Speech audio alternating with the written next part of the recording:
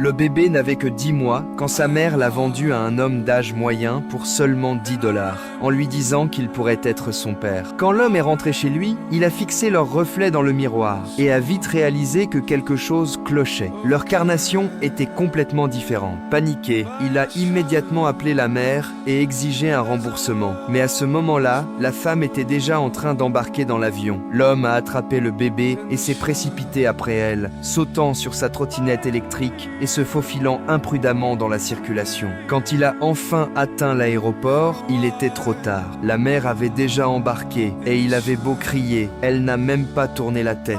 N'ayant pas d'autre choix, l'homme a ramené le bébé chez lui. Quand le bébé a immédiatement rempli sa couche, il a eu l'air complètement dégoûté et totalement désemparé. Il n'avait aucune idée de quoi faire, jusqu'à ce qu'un ami intervienne et lui montre comment changer une couche. Quand l'homme a raconté à tout le monde qu'il avait acheté le bébé pour 10 $, personne n'a pu le croire. Déterminé à retrouver la mère de l'enfant, il a fouillé le sac qu'elle avait laissé derrière elle et a découvert un indice. Son lieu de travail était aux États-Unis. Alors l'homme a fourré le bébé dans un sac à dos et est parti à pied, se dirigeant vers l'Amérique pour le rendre à sa mère. En chemin, il a été forcé de devenir un père célibataire temporaire, avec 0 expérience. Même nourrir le bébé est devenu un défi majeur. Finalement, il a réussi à faire du stop jusqu'aux États-Unis et pendant le voyage, il a commencé à créer des liens avec le bébé. Eux deux et leur chauffeur riaient et parlaient en chemin, se rapprochant à chaque kilomètre. Bientôt, ils sont arrivés en Amérique. L'homme a retrouvé l'endroit où la mère était censée travailler et a montré sa photo au gardien de sécurité à l'entrée. Le gardien lui a dit que cette femme ne travaillait plus là, mais l'anglais de l'homme était si mauvais qu'il ne comprenait pas un mot. Quoi qu'il fasse, le gardien refusait de les laisser entrer. L'homme était complètement perplexe. Pourquoi les chiens peuvent entrer et pas nous? Malin, il a quand même réussi à s'introduire par la porte de derrière. Il a déposé le bébé endormi dans un chariot à linge